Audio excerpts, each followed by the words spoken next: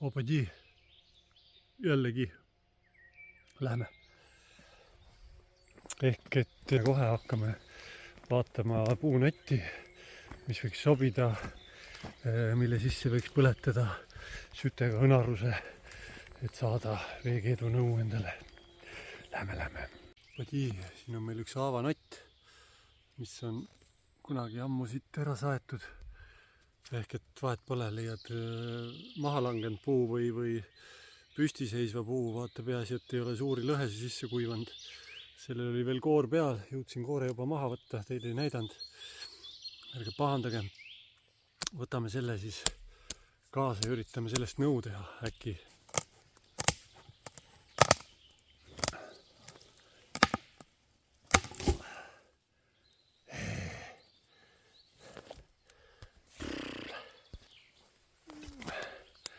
Nagu ikka havapuudel, südamemädanik, ei tea, mis kõrguseni see mädanik on. Ühesõnaga, üritan siis kuskile, kus on oksa vaba, aga piisavalt jäme veel kuskile siia äkki hakata põletama ja õõnestama noaga jooginõud. Hullal. Saan aru, et sul on alumine ots märg, on ju. Sammal, et imab niiskust. Aga miks sul see ülemine ots, mis on aastaid kuivanud? Miks see peab ka märg olema, ma ei saa aru. Sinust ei saa asja niimoodi.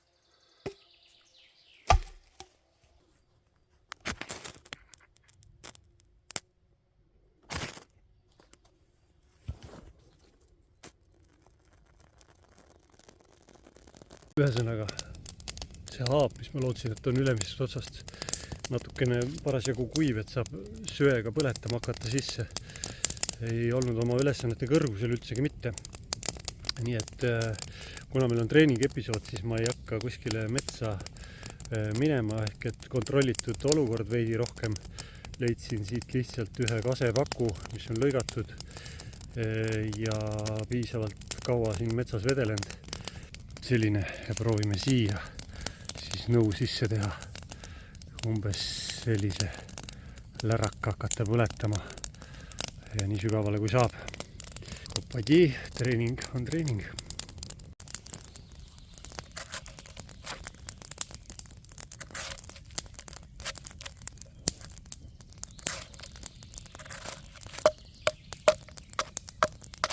Ja küll. Kell on 12.20. Vaatame, mis kaua aega ka läheb. Nii kui pakk liigub, nii kaob täpsus ja jõud ära. Ehk siis mingisugune tormimurru puu sinna otse süvend sisse, lõkke kõrvale, kivid lõkkesse ja pärast selle sama palgi kõrval jood, aga hetkel on meil siis keerulisem variant. Nii, 5 minutiga on väike süvend olemas. Aga jätkame. –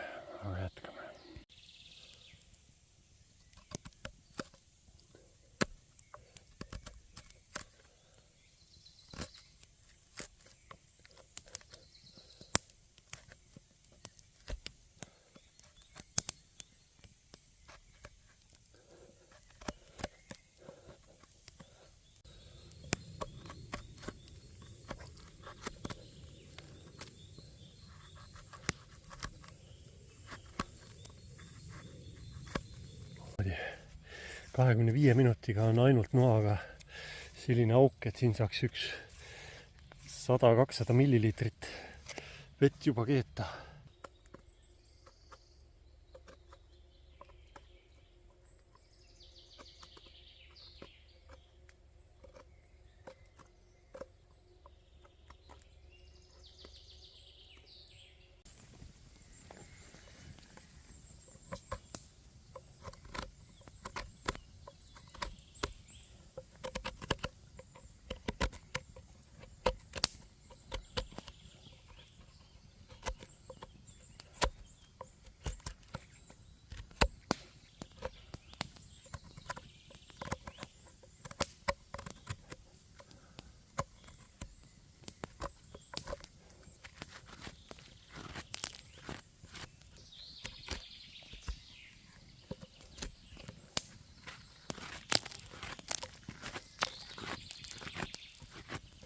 Nii, võtame siit pillirost, saame äkki endale puhutoru, et hakata sütt puhuma, hõõguma ilusti, et ta põletaks augu sisse.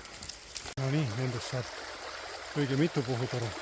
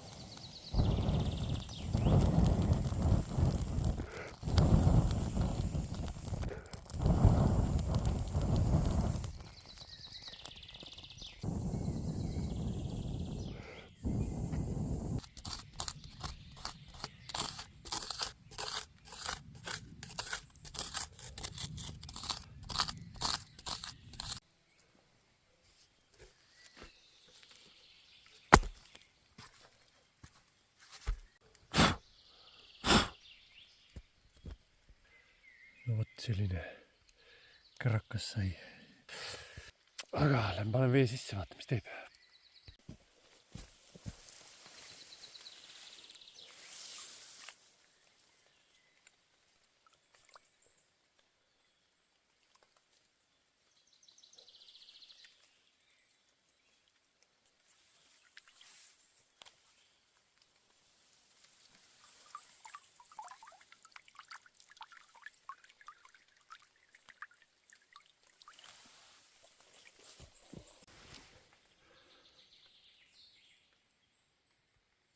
Selline kena 3/4 liitrit äkki või, võib-olla isegi liiter vett. Opadii, Värska, 1,5 liitrit.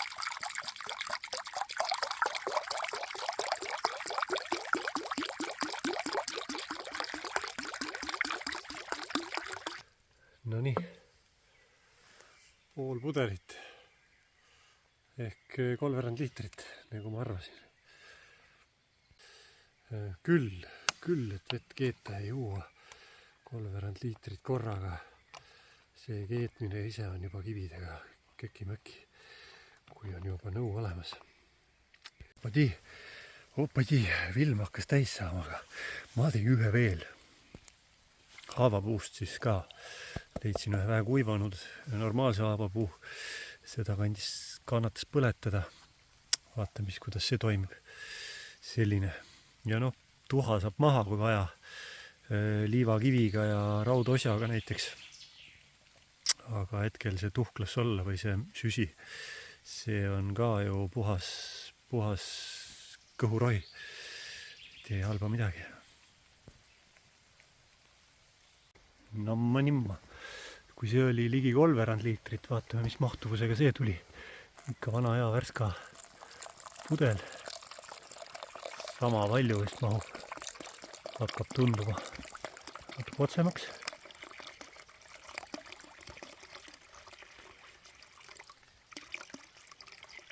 No nii, kuhjaga.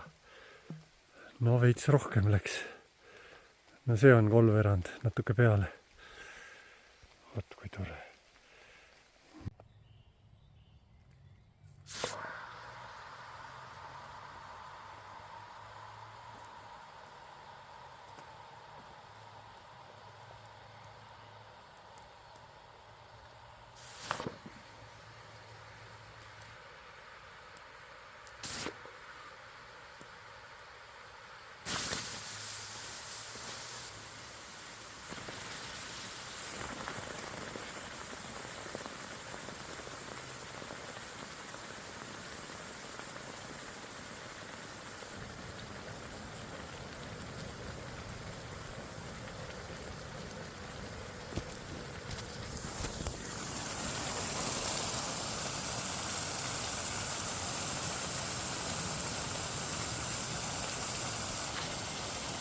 Lendukone ka kenasti.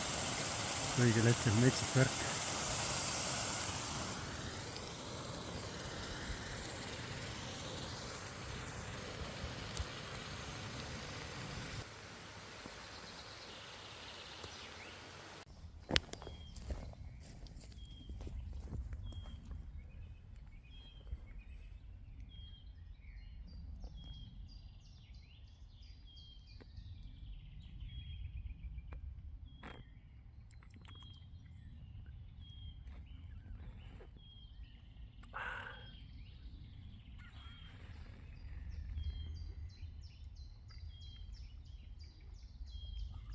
Väga hea kuuseauka tee. Mingit tuha maitset ei ole. Väga hea. Ülihea.